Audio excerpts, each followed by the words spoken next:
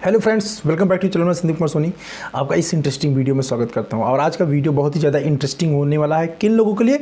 जो लोग pharma franchise business को ग्रो करना चाहते हैं। ऐसे लोग जो फार्मा फ्रेंचाइजी बिजनेस को स्टार्ट करना चाहते हैं, तो स्टार्टअप के लिए, या फिर जो लोग काम कर रहे हैं और परेशान है, मैं ग्रो नहीं कर पा रहा हूँ, सेल नहीं आ रही, डॉक्टर के बार्गेनिंग से परेशान है कि कस्टमर मेरा ऐसा डिमांड करता है, सर उसको गिफ्ट दे, डील दे, डिस्काउंट दे, एवरीथिंग ना, कैसे कॉल करें क्या। तो इस वीडियो में मैं सब कुछ कवर करने वाला हूँ स्टेप बाय स्टेप। ठीक है, 10 स्टेप्स, ऐसे पावरफुल स्टेप्स मैं आपको यहाँ बताने वाला हूँ, जिसको फॉलो करके अपनी फार्मा फ्रेंचाइजी बिजनेस को आप नेक्स्ट लेवल पे लेके जा सकते हैं। ठीक है, ग्राउंड लेवल से टॉप लेवल पे लेके जा सकते हैं अगर इन सारे स्टेप्स को इम्प्लीमेंट करते हैं तो। ठीक है, वन बाय वन देखते हैं सारे स्टेप्स को। फर्स्ट स्टेप, जब भी हम फार्मा फ्रेंचाइजी बिजनेस का करने का प्लान करते हैं तो जो पहला स्टेप होता है वो है कंपनी सिलेक्शन। किस कंपनी से हम मेडिसिन ले, ये बहुत क्वेरी मेरे पास में आती है। कई लोग अपने कंपनी का नाम, या सर मुझे रिकमेंड करिए। देखिए, मैं कंपनी का नाम इसलिए नहीं रिकमेंड करता हूँ कि एक्चुअली कंपनी का बहुत ज़्यादा रोल नहीं है इस फार्मा फ्रेंचाइजी बिजनेस में। ठीक है, फार्मा फ्रेंचाइजी के बिजनेस में ओवरऑल बिजनेस की मैं बात करूँ, कोई भी फ्रेंड बिजनेस जो रन करता है वो हमेशा ना आपके स्ट्रेटजी, आपके प्लानिंग, आपके कंसिस्टेंसी और आपका वर्किंग कैसा है, ठीक है, आपका नॉलेज कैसे है प्रोडक्ट के बारे में, उसके हिसाब से ब्रांड बिजनेस सक्सेसफुल होता है। कंपनी के ऊपर बहुत ज़्यादा निर्भर नहीं करता है ये फार्मा फ्रेंचाइजी का बिजनेस। तो फार्मा फ्रेंचाइजी के बिजनेस में पहला स्टेप है वो है सिलेक्शन ऑफ द कंपनी। तो कंपनी का आप सिलेक्ट कैसे करेंगे? आप खुद जो है 5-7 कंपनी के साथ बात करिए, जो भी इंटरनेट पर आपको नाम दिखते हैं सर्च कर लीजिए, जो भी आपको ठीक लगते हैं, प्राइसिंग देखिए, उनका प्रोडक्ट का रेंज देखिए, जिस स्पेशलिटी में आप काम करना चाहते हैं उस स्पेशलिटी का देखिए प्रोडक्ट अवेलेबल है कि नहीं, जो प्रोडक्ट आपको चाहिए वो है कि नहीं, जो आपको चाहिए वो तो है ही, लेकिन इसके अलावा वहाँ पे और कौन से प्रोडक्ट हैं, ताकि बाद में अपने बिजनेस को आप स्केल करो, बड़ा करो, तो प्रोडक्ट की कमी ना आने पाए, किसी और दूसरी कंपनी में ना जाने की जरूरत पड़े। ठीक है, ऐसी कोई कंपनी जिसका पैकिंग अच्छा हो, क्वालिटी अच्छा, क्वालिटी कैसे कहते हैं, आप मंगा सकते हैं सैंपल कई बार फ्री में कंपनी नहीं देती है। ठीक है, कोई बात नहीं, बिजनेस में शुरू कर रहा हूँ, मुझे अच्छी कंपनी की तलाश है, I spend 500 rupees 1000 rupees to know the company. ठीक है, 1-2 हज़ार रुपये जाएंगे, लेकिन एक बार अच्छी कंपनी मिल जाएगी है, आपको लॉन्ग टर्म में वो काम आने वाली है। ठीक है, तो इस जो बिजनेस को लोग करना चाहते हैं, इसमें 2 कैटेगरी के लोग आते हैं। एक लोग तो आधा मन बना के आते हैं कि चलो कर लेते हैं, देखते हैं क्या होता है। ठीक है, एक लोग वो आते हैं, एक लोग पूरा सोच के आते हैं करना ही है इसको, इसमें सक्सेस होना ही है, मेरे पास और कोई ऑप्शन नहीं है, I have to choose this business. ठीक है, तो जो लोग करना ही है मान के आते हैं, उनको करना ही, वही लोग सक्सेसफुल आते हैं। क्योंकि जो लोग सोचते हैं चलो करके देखते हैं, ये बिजनेस अच्छा, सस्ते में मिलती है मेडिसिन, महंगे में बेच देता हूँ इसको, स्किल तो अपने पास में है, फार्मा में काम कर रहा हूँ, MR हूँ, 2 साल से काम कर रहा हूँ, डॉक्टर से मेरा एक्सपीरियंस है, प्रोडक्ट तो बेच ही देंगे। नहीं बेच पाओगे प्रोडक्ट जब तक पूरा जील नहीं होगा ना, आपके अंदर डेडिकेशन नहीं होगा, आप प्रोडक्ट नहीं सेल कर पाओगे फार्मा के अंदर। जिससे आप यहाँ पे अगर बात करोगे, गला काट कंपटीशन है, कंपनी के पास बैकअप होता है ब्रांड का। ठीक है, यहाँ पे नहीं होगा आपके पास। तो जो ये 2 कैटेगरी के लोग हैं ना, इसमें सफल वही होगा जिसके अंदर कंसिस्टेंसी होगी, जो फुल डेडिकेशन के साथ में आएगा। ठीक है, तो ये जो मैं प्लान बता रहा हूँ ये फुल डेडिकेशन वालों के लिए है, बाकी लोगों के लिए नहीं है। बाकी लोग तो बस सुनेंगे, बोले बेकार है, चले जाएंगे। ठीक है, तो फुल डेडिकेटेड आप हैं बिजनेस करने के। सबसे पहले आप अच्छी कंपनी चूज करेंगे, वहाँ से प्रोडक्ट लेंगे। कैसे चूज करेंगे और डिटेल में जानना है तो इसके लिए मुझे पुराने जो वीडियो है फार्मा फ्रेंचाइजी के, वहाँ जाके आप देख लीजिए, ज़्यादा बेटर होगा। ठीक है, क्योंकि ऑलरेडी मैं इसके बारे में बहुत कुछ बता चुका हूँ, तो उस वीडियो में जाके देख लीजिए कैसे फार्मा फ्रेंचाइजी कंपनी हम चूज करते हैं, एक्चुअली क्या चीज़ें, किन बातों का ध्यान दिया जाता है। पहला स्टेप है फार्मा फ्रेंचाइजी चूज करना। फार्मा फ्रेंचाइजी चूज करने के बाद फ्रेंड हम क्या करते हैं, प्रोडक्ट चूज करते हैं। अभी हमने कंपनी चूज कर लिया, जो मुझे प्रोडक्ट चाहिए उसको हम सेलेक्ट कर लेंगे। प्राइस कितना है उसका, MRP कितना है, क्या उसकी MRP कंपनी जो अदर ब्रांड मार्केट के अंदर अवेलेबल है, टॉप ब्रांड, क्या उसकी MRP, मतलब आपके फ्रेंचाइजी प्रोडक्ट की MRP क्या जो मार्केट में एग्जिस्टिंग ब्रांड है उनसे ऊपर जा रही है, टॉप ब्रांड को भी क्रॉस कर रही है। अगर टॉप ब्रांड को क्रॉस कर रही है तो आपके लिए बहुत ज़्यादा टिपिकल होने वाला है डॉक्टर कन्वर्जन के टाइम पे। क्योंकि कभी भी जो फ्रेंचाइजी बिजनेस के ज़्यादातर कंपनीज क्या करती हैं, इसका MRP बहुत ज़्यादा हाई रखती हैं। क्यों हाई रखती हैं? क्योंकि हम जैसे आप लोग जैसे लोग जाते हैं वहाँ पर देखते हैं MRP इतना ज़्यादा, रेट इतना कम, बहुत प्रॉफिट है फार्मा फ्रेंचाइजी में, बहुत प्रॉफिट है। MRP इतना हाई और नेट रेट बहुत ही कम। तो लेकिन जब आप लेके आएंगे ना, जब देना लेना पड़ेगा ना, तो बड़ी प्रॉब्लम आएगी, क्योंकि डॉक्टर तो बोले अरे टॉप ब्रांड जो रिसर्च मॉलिक्यूल है उसका MRP 10 रुपये, आप 12 रुपये का, मैं आपका कैसे लिख दूँ, क्यों लिखूँ मैं आपका ब्रांड। देन नहीं, you can not justify that कि रिसर्च मॉलिक्यूल जो पेटेंट मॉलिक्यूल है वो 10 रुपये का है, आप 12 रुपये का बेच रहे हो। अभी क्या शुरू आपने ही शुरू कर दो, सर कुछ ले लो और हमको कुछ दे दो। और जहाँ आपने ये स्टार्ट किया फ्रेंड, वहीं से आपने अपने लिए एक गड्ढा खोदना शुरू कर दिया, राइट। तो कोशिश ये करिए ऐसी कंपनी चूज करिए जहाँ की उसकी MRP एटलीस्ट जो टॉप ब्रांड है उसकी इक्वल हो या उससे डाउन साइड में हो, ताकि आप एज ए प्राइस एडवांटेज, जब आपके कंपनी का ब्रांडिंग नहीं है तो उसको आप जो है सेल कर पाओ, बात कर पाओ उसके लेवल पे, ठीक है। तो और कंपनी जब ब्रांड लेते हैं वहाँ पे पहला स्टेप यही है, जब कंपनी से हम ब्रांड लेते हैं तो वहाँ पे इनपुट कौन से मिलेगा, कैश कवर कौन से मिलेगा, कितना मिलेगा, कितने परचेज में मिलेगा, बैग मिलेगा कि नहीं मिलेगा, LBL मिलेगा कि नहीं, लीफलेट मिलेगा कि नहीं मिलेगा, इनपुट कौन कौन से इनपुट मुझे मिलेंगे, ये सारी चीज़ें हम क्या करते हैं पता कर लेते हैं। पता करने के बाद फाइनल करके हम लोग प्रोडक्ट मंगा लेते हैं जो प्रोडक्ट चाहिए। स्टार्टिंग में ओनली 3 प्रोडक्ट, ठीक है, मैक्सिमम 5 प्रोडक्ट, भंडार नहीं लगाना, ये भी ले लो ये भी ले लो। होता क्या है फार्मा फ्रेंचाइजी के अंदर कि देखा मार्केट से डिमांड आ रही, अच्छा ये वाला 2 डॉक्टर सेट हो गया मेरा एक ब्रांड के ऊपर, अभी उसके पास दूसरा स्पेस है, इसको भी मंगा लेते हैं, चलो 2 ही डब्बा तो मंगाते हैं, इसी डॉक्टर के लिए मंगाना है 2 मंगा लेते हैं। ऐसे ऐसे करके ना 50 ब्रांड 100 ब्रांड्स डॉक्टर के पास आपके पास हो जाते हैं, और उसकी इन्वेंट्री मेंटेन करने में हमारा बहुत सारा पैसा फंस जाता है, ठीक है। तो वो नहीं करना है, 2 brand 3 brand 5 brand, maximum 5 brand. आप ये प्लान करके चलो कि फार्मा फ्रेंचाइजी बिजनेस से मुझे अपनी कंपनी की तरफ जाना है, लॉन्ग टर्म सोच के चलो, शॉर्ट टर्म गोल नहीं, लॉन्ग टर्म गोल सोच के चलो कि मुझे फार्मा फ्रेंचाइजी से देन नेक्स्ट अपनी कंपनी लॉन्च करनी है, आने वाले टाइम में मैं अपनी कंपनी का खुद मालिक होऊंगा, okay. Because of that reason मैं ये बोला। अभी ये कैसे होगा मैं लास्ट स्टेप में बताऊंगा, ये सारे पॉइंट बताया। सेकंड पॉइंट की बात करें, डू द बजटिंग, सबसे मोस्ट इंपॉर्टेंट चीज़ है, लोग बजटिंग नहीं करते हैं, ठीक है। बजटिंग ना करने की वजह से जब हम ये गिव एंड टेक या डील डिस्काउंट का डॉक्टर के साथ करते हैं तो वहाँ पे नहीं कर पाते हैं, वहाँ पे हम लॉस झेल जाते हैं। बजटिंग क्या चीज़ होती है, बजटिंग मैं आपको बहुत ही सिंपल स्टेप में समझाता हूँ। सपोज दैट एक 100 रुपीज़ MRP का प्रोडक्ट आपने 30 रुपीज़ में परचेज किया, जो फार्मा फ्रेंचाइजी कंपनी आपको रेट देती है वो रेट नेट रेट देती है, उसके अंदर GST इंक्लूड नहीं होता है, वो आपको सिर्फ नेट रेट देगी MRP दिस 100 रुपीज़, और आपको नेट रेट में 30 रुपीज़ में दे दूंगा सर। आपने बोला अरे वाह बड़ा बेनिफिट है इसके अंदर, MRP 100 रुपीज़, बट जब पार्ट करेंगे ना उसको केमिस्ट का क्या रेट होगा, GST क्या रेट होगा, PTS क्या रेट होगा, तब आप देखें अरे बड़ा कम मार्जिन है, ठीक है। इसलिए कैलकुलेट करके पहले देख लीजिए, ठीक है।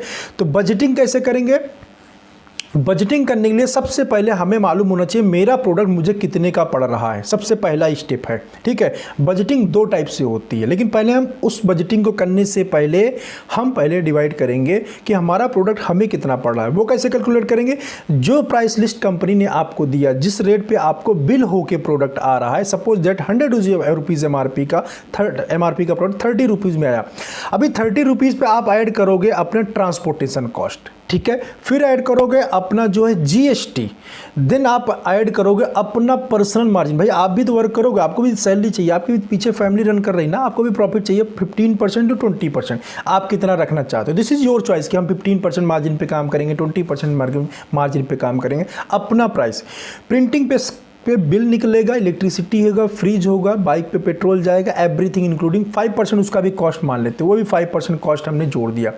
अभी ये 4-5 चीज़ें, ट्रांसपोर्टेशन, अपनी कॉस्ट, अपना मार्जिन, GST और एक्सेट्रा जो कॉस्ट है उसको भी 4-5% हमने मान लिया था, वो ऐड कर दिया। अब इतना कुछ ऐड करने के बाद फिर हमने देखा प्रोडक्ट मुझे कितना कॉस्ट कर रहा है। मैं भी यहाँ बोर्ड पे कैलकुलेट नहीं करूँगा, मैं आपको आइडिया दे देता हूँ।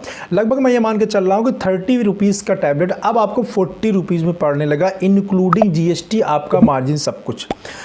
अब 100 रुपीज़ वाला प्रोडक्ट आपको 40 रुपीज़ में पड़ रहा है, आपका भी मार्जिन। तो आपके माइंड के अंदर ये सेटअप हो जाना चाहिए और इस पर आप बिल्कुल रिजिड हो जाने चाहिए कि कुछ भी हो जाए 40 रुपये से कम प्रोडक्ट नहीं बिकेगा। ये स्ट्रिप 40 रुपीज़ से बिलो नहीं जाएगी, कोई चाहे ले या कोई ना ले, ठीक है। We have not sell the brand in the losses. Actually कभी भी प्रोडक्ट को लॉस में अगर आप सोचोगे कि हम चलो थोड़ी और दे देते हैं, 35 में ही सेल कर लेते हैं, बाद में बढ़ जाएगा बिजनेस तो हम कवर कर लेंगे, आदत पड़ जाएगी और अपने बिजनेस को आप बंद करने की शुरुआत कर रहे हो, ठीक है। सबसे पहले अपना प्रॉफिट देखो, अब आपने 40 रुपीज़ का प्रोडक्ट सेट कर लिया। अभी 40 रुपये, अब MRP से दूसरे साइड में कैलकुलेशन शुरू करो। MRP आपकी है 100 रुपीज़ सपोज दैट। अब उसमें से कम 12% GST होगा या 18% उसमें GST लगी होगी। तो 100 रुपीज़ में सब 18% अगर मैं GST मान के चलता हूँ तो 18% GST हटा दीजिए, कितना आता है कैलकुलेट कर लीजिए आप लोग कैलकुलेटर से। मेरे पास कैलकुलेटर नहीं कि वो मोबाइल से रिकॉर्ड कर रहा हूँ, अदरवाइज मैं बता देता। तो 100 रुपीज़ से 18% GST माइनस कर दिया, देन 20% मार्जिन केमिस्ट का। 20% मार्जिन केमिस्ट का, पहले आप 18 माइनस करिए 100 में से, देन अगेन जो भी आता है वैल्यू उसमें से 20% माइनस कर दीजिए केमिस्ट मार्जिन।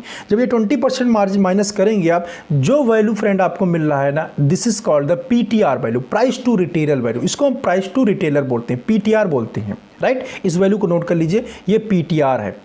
अब इस PTR में से 10% आप और माइनस कर देंगे तो that is called the PTS, price to stockist इसको बोलते हैं, ठीक है। तो PTS आपका निकल जाएगा। अभी आपको MRP पता चल गया, क्योंकि जो फार्मा फ्रेंचाइजी कंपनीज होती हैं वो PTR PTS ये सब नहीं लिख के देती, ये आपको डिसाइड करना होता है। तो इसको कैसे कैलकुलेट करते हैं ये मैंने आपको बता दिया। तब हमने MRP आपको पता चल गया, PTS प्राइस टू स्टॉकिस्ट पता चल गया, PTR मालूम हो गया। ये तीनों चीज़ें नोट करके रख दो। हमेशा जो मेडिसिन होती है ना, हम स्टॉकिस्ट को जब आप दोगे तो एक चीज़ मैं आपको बताना भूल गया पहले, जब आप मेडिसिन परचेज करोगे ना, दो ऑप्शन होते हैं, या फिर खुद ही डिस्ट्रीब्यूट करो एज ए स्टॉकिस्ट काम करो, या फिर बेटर ये होता है कि हम किसी और को स्टॉकिस्ट बना दें। किसी और को स्टॉकिस्ट बनाना लाख गुना ज़्यादा अच्छा होता। मैं यही बिल्कुल रिकमेंड नहीं, हाईली रिकमेंड करूँगा किसी और को स्टॉकिस्ट बनाओ। इससे क्या बेनिफिट होगा अभी आगे पता चलेगा आपको वीडियो में। किसी और को स्टॉकिस्ट बनाने से, या अच्छे जो मार्केट के अंदर जिनका रेपुटेशन है उनको स्टॉकिस्ट बनाने से क्या फ़ायदा होता है।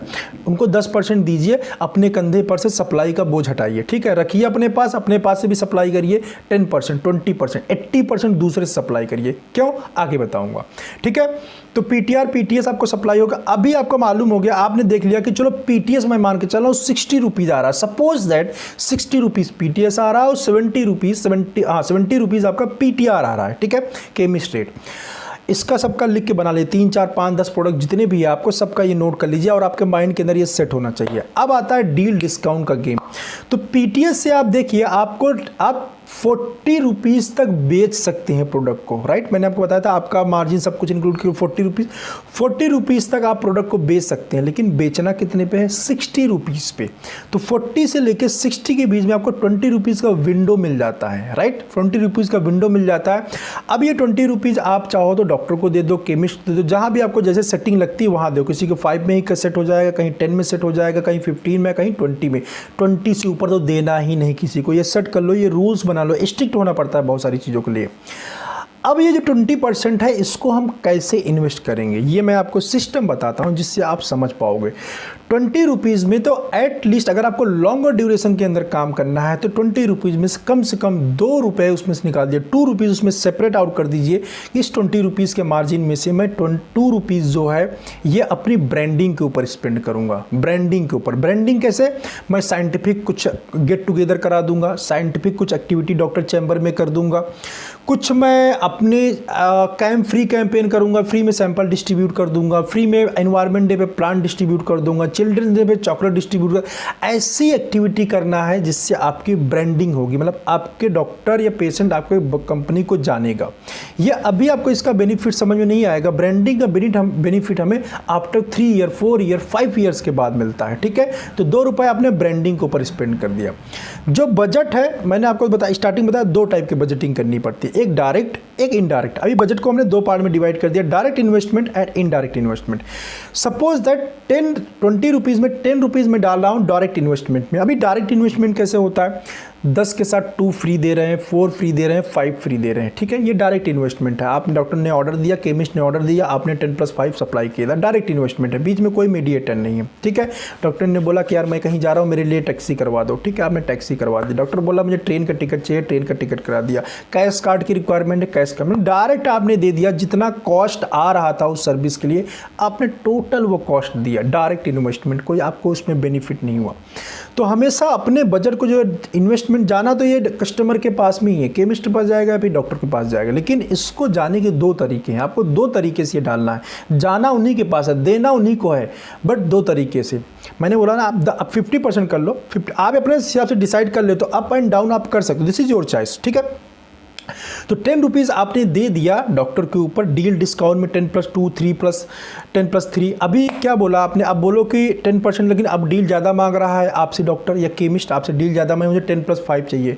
बट ये मेरे बजटिंग के हिसाब से मैंने देखा कि 10+3 से ज़्यादा मैं डील नहीं दे पाऊँगा, देन वहाँ पर मामला फंसेगा।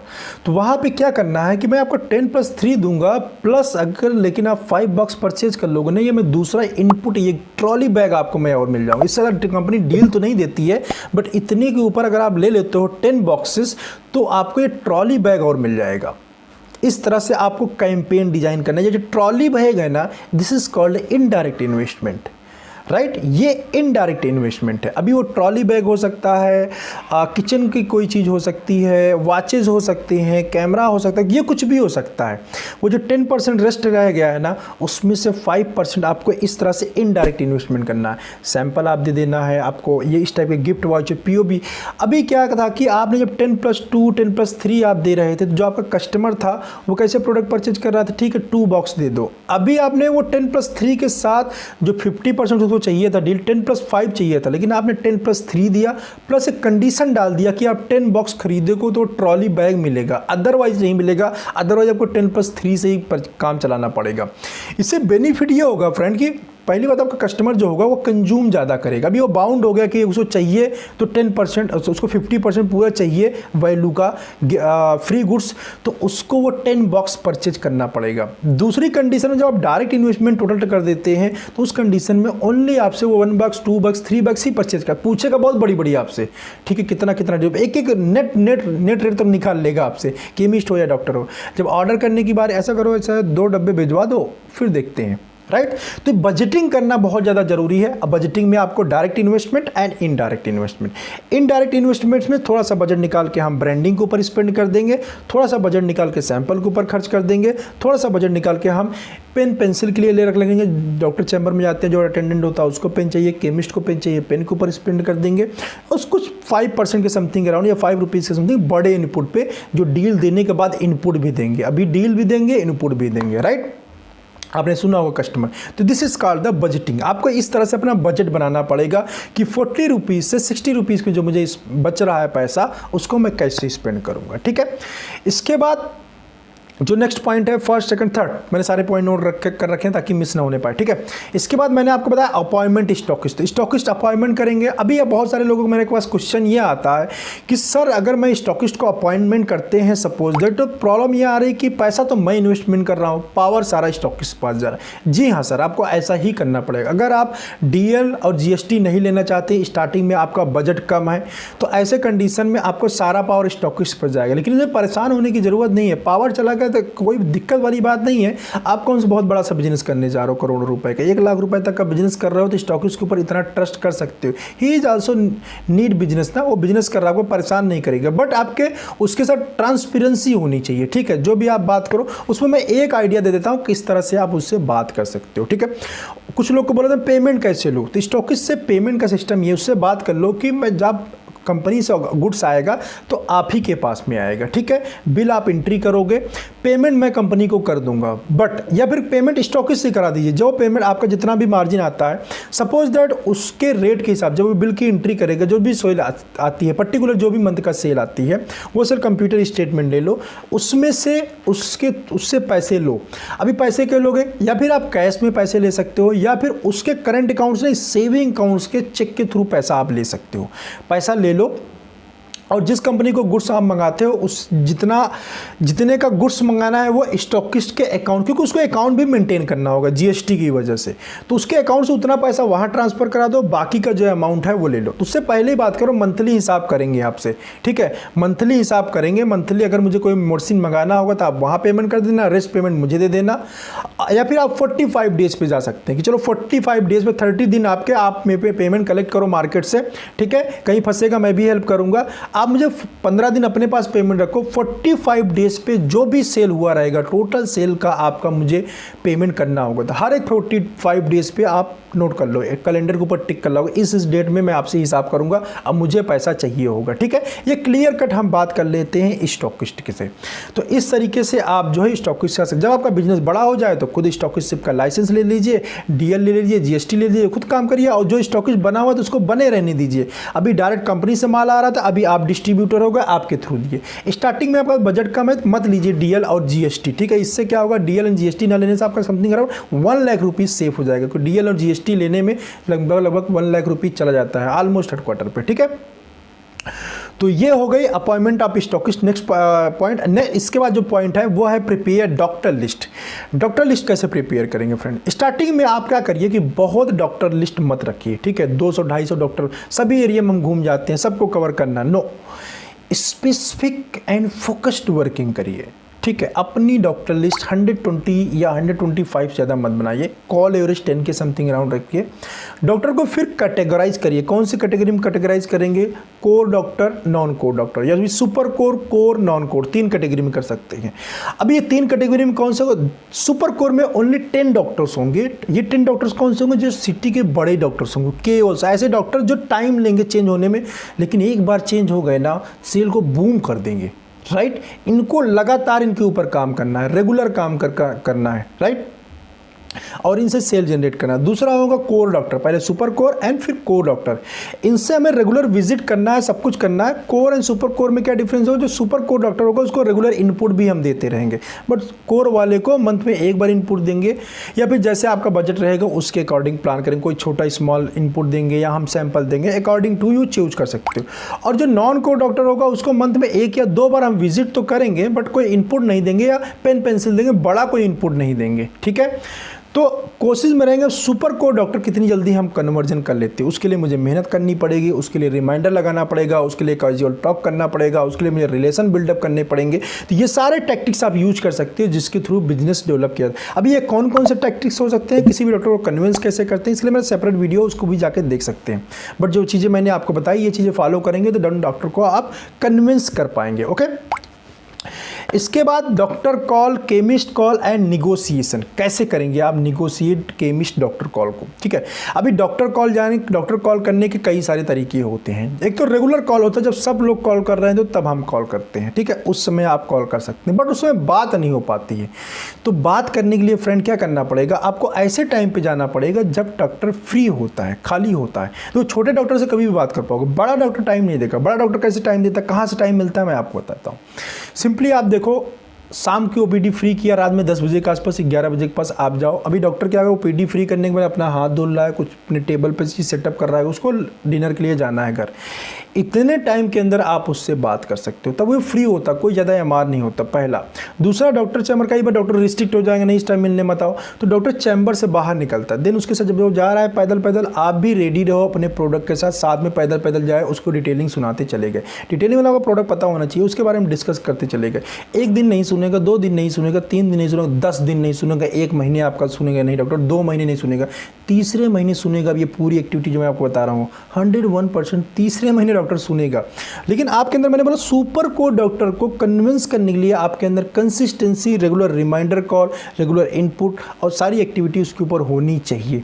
इट्स टेक टाइम, वो टाइम लेगा, डॉक्टर टाइम लेगा कन्वर्जन के लिए। ठीक है, इसके बाद अब ये सब एक्टिविटीज़ आप करोगे तो साथ ही साथ क्या होगा, डॉक्टर के साथ आपके रिलेशन डेवलप होंगे, रिलेशन बिल्डअप होंगे। जब रिलेशन बिल्डअप हो जाता है देन हम सेल कर लेते हैं। रिलेशन बिल्डअप कैसे करेंगे, रिलेशन बिल्डअप करने के लिए हम बहुत सारी एक्टिविटीज़ करते हैं। कभी इन्वायरमेंट डे सेलिब्रेट किया, कभी चिल्ड्रंस डे सेलिब्रेट।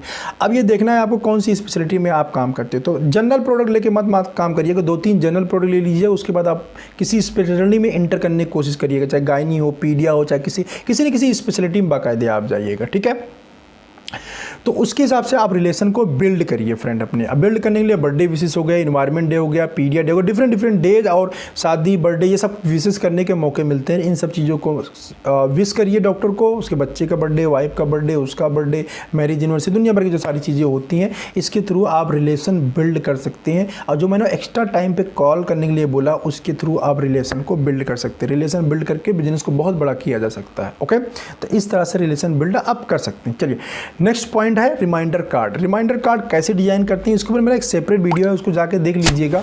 बट बहुत ही अट्रैक्टिव तरीके से फ्रेंड हम बहुत डिफरेंट वे में अट्रैक्टिव रिमाइंडर बना सकते हैं। रिमाइंडर कार्ड हम फ्लावर के साथ देख सकते हैं, हम रिमाइंडर कार्ड पेन के साथ दे सकते हैं। रिमाइंडर कार्ड के ऊपर कोई हम छोटा सा कोटेशन लिख के या पीछे कुछ बना के दे सकते हैं, या फिर उसके ऊपर कुछ आर्ट ड्रा करके दिन हम रिमाइंडर कार्ड लगा सकते हैं। जिससे क्या होता है कि डॉक्टर वो आपका रिमाइंडर, ढेर सारे रिमाइंडर कार्ड पड़े होंगे ना, बट आपका रिमाइंडर कार्ड बिल्कुल अलग से ही दिखेगा। अटेंशन ग्रैब करने वाला रिमाइंडर कार्ड बनाना चाहिए आपको, जिससे आप अटेंशन डॉक्टर को ग्रैब कर सको। एज वेल डॉक्टर की हॉबीज थोड़ी आपको पता नहीं चाहिए। कई डॉक्टर होते हैं जैसे ग्रीन पेन से उनको पसंद होता है, ग्रीन पेन दे दिया हमने। कई डॉक्टर को ब्लू पेन बट जेल वाले पसंद होते हैं, जेल पेन दे दिया। किसी को एक पायलट पेन आता है, आपने अगर सुना हो, देखो स्टूडेंट लाइफ में यूज किया, पायलट पेन से लिखना पसंद आता है। आप देखो कौन सा डॉक्टर लिखता है किस कलर से, देन आपको आइडिया मिल जाए, तो उसको आपने गिफ्ट कर दिया। इसके बाद नेक्स्ट पॉइंट है make product into brand. Product को ब्रांड बनाना है। मैंने शुरू में अभी बोला था ढेर सारे प्रोडक्ट लेके नहीं काम करना है। हमेशा कोशिश करिए एक या दो प्रोडक्ट आपका ऐसा हो कि आप वर्क ना करो तो भी वो बिके। समझ रहे हो आप, वर्क ना करो तो भी वो ब्रांड बिकता रहे। मींस आपको किसी पर्टिकुलर प्रोडक्ट को ब्रांड बनाना होता। ब्रांड जब नहीं हम काम कर रहे होते तो भी बिकता रहता है, इसीलिए उसको हम ब्रांड बोलते हैं। तो ढेर सारे बोलेंगे उस डॉक्टर के पास 2 ब्रांड की डिमांड आ रही है, उसको मंगा लिया, उसको भी मंगा लिया, उसको थोड़ा थोड़ा आप देखोगे डिमांड बढ़ती जाएगा, सबको मंगाते जाओगे ना, कभी भी आप ब्रांड नहीं बना पाओगे फ्रेंड। ठीक है, तो ब्रांड बनाने के लिए हमें एक ही 2 ब्रांड के ऊपर स्टिक होना पड़ता है। एक ही 2 ब्रांड के ऊपर, उसी के ऊपर इन्वेस्टमेंट, उसी के ऊपर एक्टिविटी। 2 ब्रांड अगर आपने पकड़ लिया तो उसी के ऊपर एक्टिविटी, उसी के ऊपर इन्वेस्टमेंट, उसी के ऊपर कैंपेन, उसी वो ब्रांड। मुझे सारे डॉक्टर जितने भी आपके लिस्ट के अंदर हैं सभी से वो ब्रांड चाहिए ताकि सबसे प्रिस्क्रिप्शन आ सके। ठीक है, आप 1 महीने आपको कोई इलनेस हो जाती है, आप काम करने नहीं जाते हैं, उसके बावजूद वो ब्रांड बिकना चाहिए, उसके ऊपर इतना ज़्यादा वर्क हार्ड करना चाहिए। क्योंकि आपका जो फाइट है ना वो कंपनी से फाइट है। ठीक है, जो ब्रांडेड कंपनीज उनसे फाइट है। अब ब्रांडेड कंपनीज में किसी को ब्रांड बनाने के लिए कितना पावर होता है आप समझते हो? क्या पावर होता है? एमआर काम करता है। एक ब्रांड प्रोडक्ट को ब्रांड बनाने के लिए एमआर काम करता है। उसके बाद फिनेंशियल बैकअप होता है कंपनी का, देन उसका मैनेजर आता है उसी ब्रांड के लिए, उसके बाद जेडबीएम आता है, उसके बाद एनएसएम आता है, उसके बाद उसका प्रोडक्ट मैनेजर आता है। ये सब लोग उसी ब्रांड को कन्विंस करने के लिए डॉक्टर के पास आती है। और इधर आप फ्रेंचाइजी बिजनेस में अकेले हो, शायद आपको उतना डीप प्रोडक्ट नॉलेज भी नहीं होगा जहां उनमें पूरी टीम आ रही है। और आपकी फाइटिंग किसके साथ है? इस पूरी टीम के साथ है। आप इसके प्रोडक्ट को रिप्लेस करने के लिए अकेले वर्क कर रहे हो, जहां MR, manager, ZSM, NSM, GM, PMT पूरा काम कर रही है पर्टिकुलर प्रोडक्ट को ब्रांड बनाने के लिए। वहां आप अकेले काम कर रहे हो एक प्रोडक्ट को ब्रांड बनाने के लिए। तो इमेजिन दैट कि आपको कितना ज़्यादा वर्क हार्ड करना पड़ेगा उनको बीट करने के लिए। लोग यहीं से भाग जाते हैं पीछे, नहीं मेहनत करते हैं फ्रेंड। यहाँ पे आपको कंसिस्टेंसी, रेगुलरिटी रखनी पड़ेगी और हार नहीं मानना है। आपको पता होना चाहिए कि मैं किससे बीट कर रहा हूँ। आप रेगुलर ब्रांड से बीट कर रहे हो, राइट? तो रेगुलर ब्रांड से बीट करने के लिए आपको उतना एफर्ट, ये टीम जो पूरा वर्क कर रही है ना, आपको अकेले उस टीम के ऊपर भारी पड़ना पड़ेगा, देन आप ब्रांड कर पाओगे। हम बहुत जल्दी बोल देते हैं गिव एंड टेक और ये सब में प्रिस्क्रिप्शन नहीं मिल रहा है। रीज़न यही है कि वो टीम उधर रही होती है और इधर हम अकेले होते हैं। हम बोलते हैं कि हम ऐसी प्रॉब्लम आ रही लेके। तो टीम को अगर हटाना है, टीम से फाइट करना है, टीम से जीतना है, तो टीम से एक्स्ट्रा वर्क आपको करना पड़ेगा, राइट? तो ये सारे थे 10 स्टेप्स जो आपको मैंने बताए। अब आपने ब्रांड किसी भी केवल डॉक्टर को कन्वर्ट कर लिया, कुछ डॉक्टर जनरल को मैं 1-2 केवल ले लिया, केवल मतलब की ओपिनियन लीडर जो बड़े डॉक्टर्स होते हैं उनको कन्वर्ट कर लिया, कुछ कोर डॉक्टर को कन्वर्ट कर लिया, कुछ नॉन कोर डॉक्टर को कन्वर्ट कर लिया। अब ये जो है ब्रांड सारे मिला के आपको ब्रांड बना देंगे, ठीक है, प्रोडक्ट जो है ब्रांड बना देंगे। अगर आप 1 या 2 ब्रांड भी बनाने में कामयाब हो जाते हैं, ठीक, 1 या 2 ब्रांड ही बनाने में कामयाब हो जाते हैं, तो बाद में जो ब्रांड में आपको कामयाबी मिली है, जिस प्रोडक्ट को आपने ब्रांड बनाया है, लेटर ऑन इस स्टेज में वही product as a company registered करके अपनी कंपनी में ले आ सकते हैं। और उस ब्रांड, क्योंकि आपको मालूम है वो क्यों और कैसे लिखा जा रहा है, आपने ब्रांड बनाया है, उस ब्रांड को उसी अपने पर्टिकुलर ब्रांड के साथ रिप्लेस कर देंगे और आपको एक सक्सेसफुल जल्दी से ब्रांड मिल जाएगा बड़ा। क्योंकि कंपनी लॉन्च करने के लिए हमारे पास कोई ऐसा ब्रांड होना चाहिए, वो ब्रांड जो कंपनी के खर्चा पूरा निकाल दे। ठीक है, बड़ी बड़ी कंपनी में क्या होता है, एक ही ब्रांड पूरा खर्चा निकाल देता है पूरे डिवीजन का। सेम आपके पास वो ब्रांड होगा जो आपको पूरा खर्चा निकालता रहेगा फ्रेंड। ठीक है, तो इस तरीके से आप एक फ्रेंचाइजी कंपनी से अपनी खुद की कंपनी लॉन्च कर सकते हैं फ्रेंड। ये जितने भी स्टेप्स मैंने आपको बताए, इनको फॉलो करके एक successful company, pharma franchise company आप लॉन्च कर सकते हैं। ठीक है, इन सारे को प्रोडक्ट, जितने भी आपको चीज़ें मैंने बताई, डॉक्टर ब्रांड मैट्रिक्स का कौन से डॉक्टर को कौन सा प्रोडक्ट बताना है, ये सब हम मैपिंग करते हैं। ठीक है, और भी इसमें बहुत सारी डिटेल अगर करने लगूंगा, मैं बताने लगूंगा सर, बहुत बड़ा वीडियो हो जाएगा, जो कि इस वीडियो के अंदर बताना पॉसिबल नहीं है। ऑलरेडी हाफ एन आवर का वीडियो हो चुका है। अगर आप इन सारे स्टेप्स को बहुत ही इन डेप्थ नॉलेज चाहती हैं, डिटेल चाहते हैं इन सब प्रोडक्ट के बारे में, तो अभी मैं एमआर के लिए कोर्स रन कर रहा हूँ, मेडिकल रिप्रेजेंटेटिव ट्रेनिंग करके, जिसमें आप इनरोल करके, ओनली इसमें 3 सेट खाली है, बाकी तो फिलअप हो चुके।